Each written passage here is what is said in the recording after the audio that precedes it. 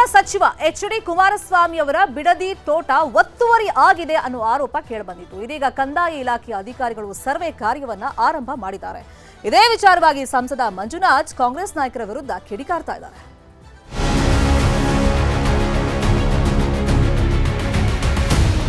ಕೇಂದ್ರ ಸಚಿವ ಎಚ್.ಡಿ. ಕುಮಾರಸ್ವಾಮಿ ರಾಮನಗರ ಜಿಲ್ಲೆ ಬಿಡದಿಯ ಕೇತಗಾನಹಳ್ಳಿಯಲ್ಲಿ ತೋಟ ಮಾಡಿಕೊಂಡು ಅಲ್ಲೇ ವಾಸವಾಗಿದ್ದಾರೆ. ಈ ತೋಟ ಮಾಡಲು ಸರ್ಕಾರಿ ಜಾಗ ಒತ್ತುವರಿ ಮಾಡಿದ್ದಾರೆ ಅನ್ನೋ ಆರೋಪ ಕೇಳಿಬಂದಿದೆ. ಹೀಗಾಗಿ ಕಂದಾಯ ಇಲಾಖೆ ಅಧಿಕಾರಿಗಳು ಸರ್ವೆ ಮಾಡುತ್ತಿದ್ದಾರೆ.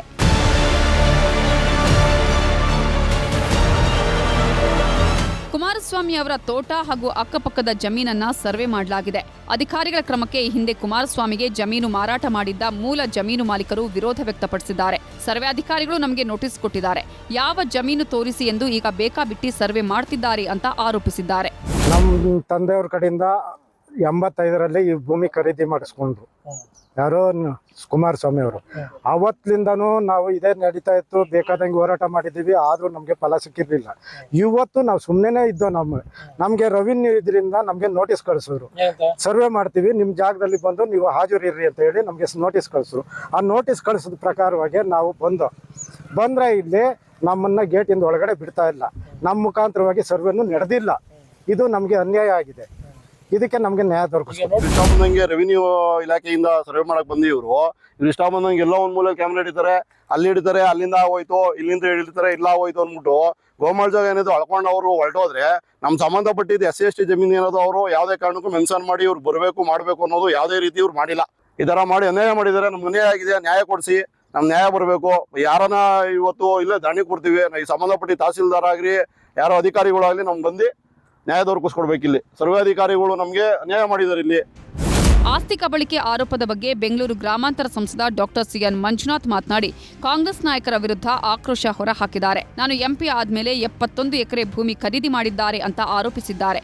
ಆದರೆ ನಾನು MP ಆದ್ಮೇಲೆ 7 ಇಂಚು ಜಾಗ ಸಹ ತೆಗೆದುಕೊಂಡಿಲ್ಲ. ತಂದೆಯಿಂದ 3.5 ಎಕರೆ ಜಮೀನು ನಮಗೆ ಬಂದಿದೆ. ಆ ಜಮೀನಿನಲ್ಲಿ ಕೆಲಸ ಮಾಡಲು ಜನರಿಲ್ಲ. ನಾವು ನಮ್ಮ ಜೀವನದಲ್ಲಿ ಎಂದಿಗೂ ಅಡ್ಡದಾರಿ ಹಿಡಿದಿಲ್ಲ ಅಂದಿದ್ದಾರೆ. ಮಂಜುನಾಥ್ ಅವರು MP ಆದಮೇಲೆ 71 ಎಕರೆ ಜಮೀನು ಖರೀದಿ ಮಾಡಿದ್ದಾರೆ ಅಂತ ಪ್ರಸಾರ ಮಾಡ್ತಾ ಇದ್ದಾರೆ. ಸುಮ್ಮನೆ ಹೆಸರಿಗೆ ಮಸಿ ಬಳಿತಕ್ಕಂಥ ಒಂದು ವ್ಯವಸ್ಥೆ ಅಂತ ಒಂದು ಷಡ್ಯಂತ್ರ ಅಂತ ಅನಿಸುತ್ತೆ.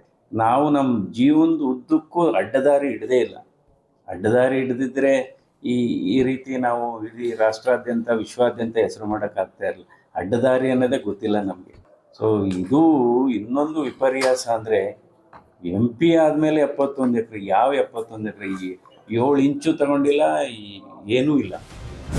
ಕೇಂದ್ರ ಸಚಿವ ಎಚ್.ಡಿ. ಕುಮಾರಸ್ವಾಮಿ ಅವರ ತೋಟದ ಮನೆ ಹಾಗೂ ಜಮೀನಿನಲ್ಲಿ ಸರ್ಕಾರಿ ಜಾಗ ಒತ್ತುವರಿ ವಿಚಾರ ಈಗ ರಾಜಕೀಯ ತಿರುವು ಪಡೆದಿದೆ.